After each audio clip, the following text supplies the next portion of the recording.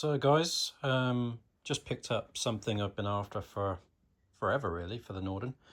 My boys over at Lings in Harleston sorted me out. If you're anything like me and you looked at the Norden when it was being advertised as a concept bike at the bike show, kind of fell in love with it, and that's when I decided I had to have one. So but there was a couple of things on the bike that I really loved that didn't come out, and one of them was the brake duct kits. So I've been searching and searching and searching, couldn't find it, and then it turns out that Husky actually make one. So yeah, let's take a look at it. So this is what you get. There's two brake duct covers obviously, and then these spacers that replace the spacers on the axle. You clamp them in, and they have 3 screw points on the actual covers themselves to hold them in place. Looks fairly straightforward. The only thing I've just realised is I don't have my torque wrench here, so what I'm going to have to do is take it off and then pinch tight everything back up and then go and get my torque wrench to actually complete the job. But you know, impatient as I am, I want to get these on and have a look. But let's offer one of these up to see what it looks like. So that must be this one. So it goes in somewhere on here, like so. Yeah, I like that. I'm looking forward to seeing what it looks like, because I just love the look of the concept bike. So, and I've got no real practical reason for needing these, right? Don't get me wrong. I'm not going to go thrashing through some crazy stuff that needs disc protection. So this is purely because I want to recreate the aesthetic of the concept bike. Yeah, it's just a guilty pleasure really. So let's get to it. So I've just taken the weight up on the center lift. I've loosened off pinch bolts, bar 1, whilst I undid this, which is the cap for the end, and I'm going to loosen the other pinch bolt, fully jack the bike up, and then hopefully push the axle out, hopefully easily.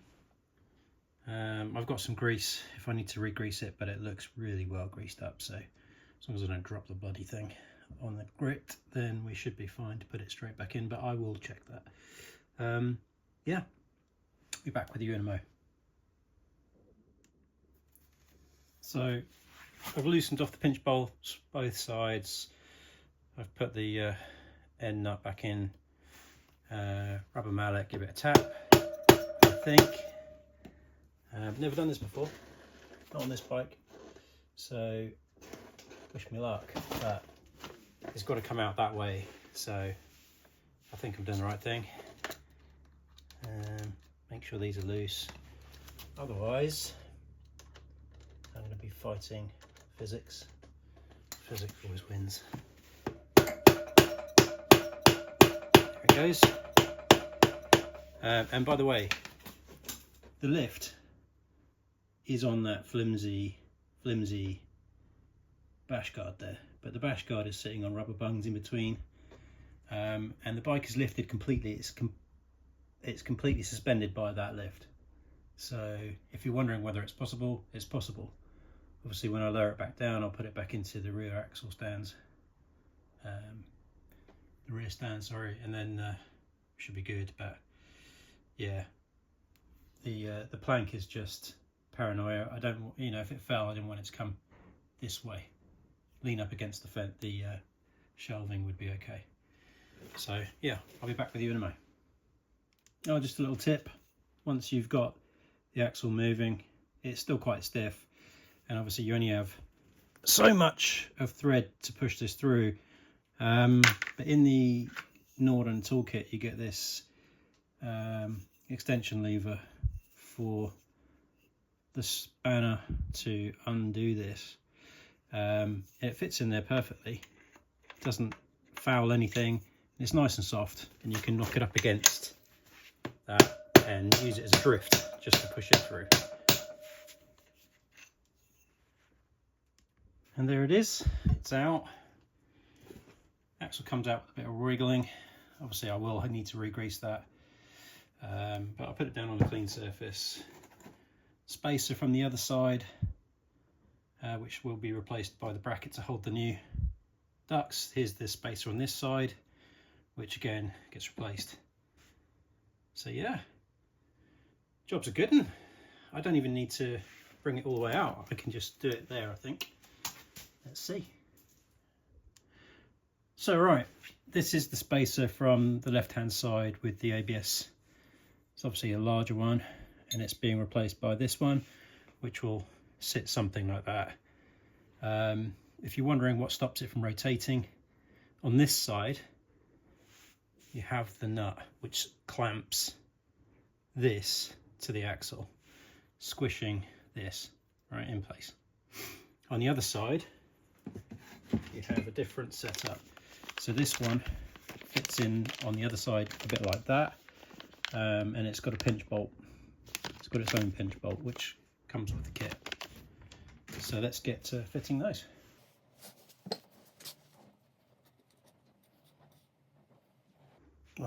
Something I didn't do, which I did mean to, was to pull out the ABS sensor, because if you damage that, that's a pain, right? I don't really want to replace that. Should have done that, but I didn't. So let's get moving. I'm gonna have to go and get the grease. Back in a minute. All right, so I've just taken the ABS sensor out because it's just not worth, you know, breaking that. I think it's fairly robust, to be honest, but just flip that out of the way. Got some grease, and I shall put a little bit on the inside of here just to aid the axle going back through.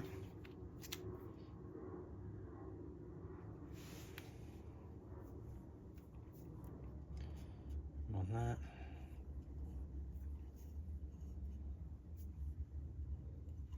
Okay, so on the other side, I don't suppose this is going to be as easy as it looks, to be honest.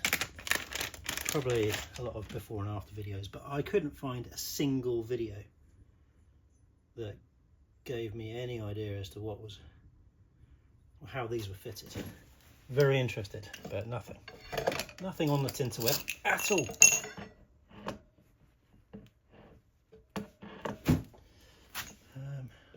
Yeah, I see why you would remove the calipers now, because you can't get it out, can you, without removing the calipers? It's not just a good idea, it's essential. Okay, so that just so this one locates in the hub as so, and this one locates obviously on the axle when we push it back through. So this is going to be a bit fiddly, I think, but we shall get it done. Right, I'm going to sign off for a minute because I need to prep. All right, so we're back in business. So I've got the axle pushed through to about here. Need to give it a bit of a tap. I've put the other mount in. I haven't put the pinch bolt in yet. I'll put that in later. All right, a bit more grease on there because I've wiped it all off. Do I want much though? I don't really want too much there. Okay. Just want it to go in easy. Maybe a little bit. Don't want it to get stuck. Do not want it to get stuck.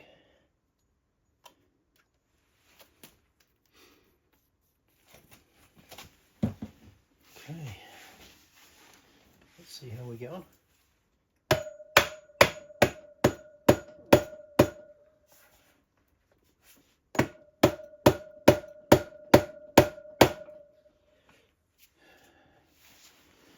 Now, what's occurring here?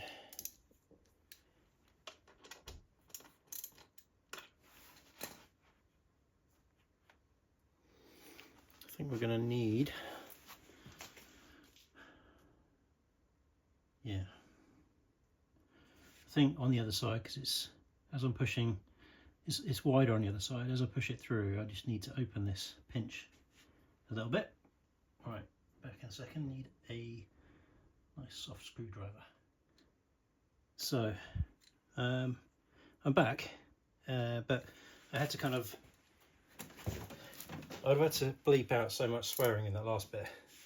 So I've not put an axle through on this bike before. This is the heaviest bike I've ever done it on. Now, what was happening was when these pinch bolts are opened up, this hole becomes reasonably accessible, so it's not difficult to get the shaft through. But what was happening is it was going through slightly on an angle, which meant the collar on the other side, which goes through the other pinch bolts on the other side, was coming through, and the shoulder of it was hitting the edge there, but on the other side obviously. So I wasn't able to push it through. I had to get a light. I couldn't see what was happening. It's quite dull in here, and my little task light is running out of battery, so yeah. So anyway, we're through. You can see the thread on this side now. So I'll tweak up the pinch bolts on this side, make sure we're all the way through with that. Yeah, tweak those up, and I need to put the pinch bolt for the bracket like this on the other side, so I can line that one up. But I think we're nearly done, guys. Obviously I can't torque things back up properly, but I've got all the ratings of the torque settings and everything, so I'm not worried about doing it. Just don't have my torque wrench, unfortunately. So I'm just tweaking these up at a minute. None of this stuff is ever really tight anyway. Not as tight as you'd think it might be. Psychologically, you want all this stuff as tight as anything, right? Anyway, I'll get on to the next bit. I guess I should have videoed that bit, because it was quite satisfying. So, what have we got here?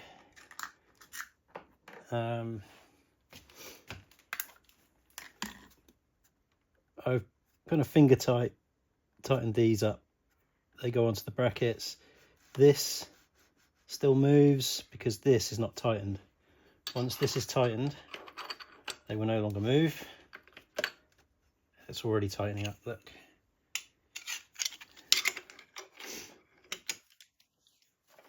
And the reason I'm using the tools out of the kit is not just because they're useful, but because I couldn't find my socket.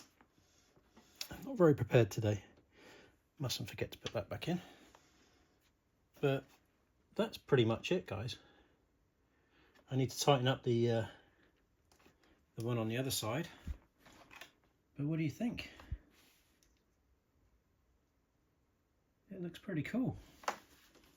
As expected, as hoped. Let me get this all tidied up and tightened up, and then we'll take a proper look.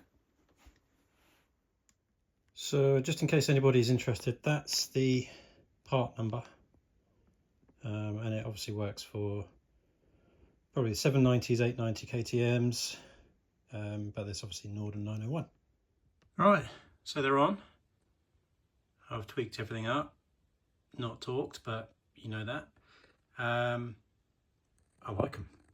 I can't wait to see them in the daylight, really. I'm not going to get the bike out today, but yeah, so it was pretty easy once I understood some of the little, tips and tricks to get that axle realigned, because it didn't go in without a little bit of a fight, but I now understand why. Yeah, and yeah, that centre lift that I was using, this thing here, was a godsend. It lifted the whole bike. It was pretty stable. It wobbled a little bit, but all it did was touch a tyre down when it was wobbling. It didn't ever feel like it was going to come off the stand, even when I was kind of yanking on things. So yeah, pretty pleased with that. I think the bash plate's fine. It just sits on the rubbers, really. If you were doing it all the time, I don't think that would be a great idea, but just for the occasional bit of work, I think it's fine. yeah, so that's it. I think the only other updates I've got, I fitted some heated grips, the factory ones. They were easy peasy. They're in there. Ran them through, plugged into the stock connector, which was just down there. It was so easy. And then I've gone for the handguards that actually, I don't think they're actually designed to go over Barkbuster handguards, the plastic handguards. They're just designed to go over the backbone, I think, but they actually fit. So they're now really rigid, which I like. And then the only other thing I've done is I put shorter arms on the mirrors, because when the mirrors are up here, sort of this height, I get a lot of wind buffeting come off them. So I lowered them, and instead of hitting the side of my head, it sort of hits my shoulder, which I much prefer, because that constant head rattle that you get from wind turbulence is a real pain. Yeah, nothing much else. Don't think so. I think the only other thing was I've obviously finished off my luggage now, so I've got the big Krieger US, I can't remember what it is now. Is it 40, 60? I can't remember. But what I actually do is I've got another bag which has all my tent and all my camping gear, which I just slide into here. So everything's modular. I've got dry bags that I slide into these. 12-litre dry bags fit perfectly into these 12-litre OS12s. And the US comes off so easy. Click, click, click, gone. Set up your tent and you're done. And I pretty much, because I'm not really going to do any much winter riding, I don't think.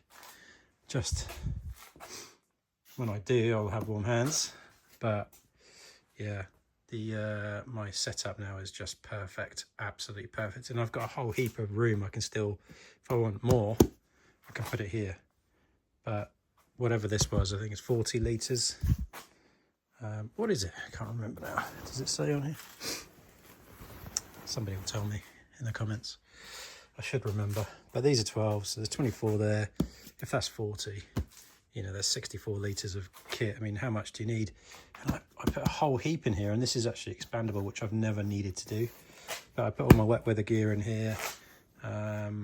My pump for the tyres if I ever need it. Puncture repair kit. Neck buff. Goggles if I want to switch from a visor to goggles. And then just your daily, you know, I put a water bottle in here, and I put snacks and things. It's just perfect. And then obviously in the sides have things like you know, earplugs, spare earplugs. I have lost earplugs before, which is a pain when you were doing long journeys. But yeah, all in all, the only thing I want now, I want to get rid of these bottom bars, but I want to get the Expedition bash plate. I should have bought it when I first saw it. It was like 300 and something pounds, and now it's 400 and something pounds. So, yeah, but there she is, boys and girls. Love her still. Yeah. Hit me a like, hit me a follow. I am not posting much at the moment, I know. I've actually got a load of videos stacked up for things that I've done over the last year, bits and pieces. Like I've got a video of this Navifly, which I rate highly. Don't waste your money on anything more expensive than that. It's just perfect. A little reminder, it's got the camera in the front, and then under here there's a camera in the rear, and it's always recording, always got your back. So yeah, most pleased. She needs clean, needs that winter clean, but I will do some winter riding, so not going to bust her gut to do that anytime soon. Right, that's it for now. If you want any info on that, just hit me some comments. I will include a link to where I bought it, but Lings over in Harleston is where I bought them. But plenty of the Husky places do sell them. It took me a while to find it because I think I was just searching for the wrong terminology. It's a disc brake guard. I think I was looking for, I don't know what I was looking for, but I just couldn't find them for love nor money. And this, I've not seen one video of these being fitted or a review. So there you go. Hope you liked it. Cheers guys. Bye for now.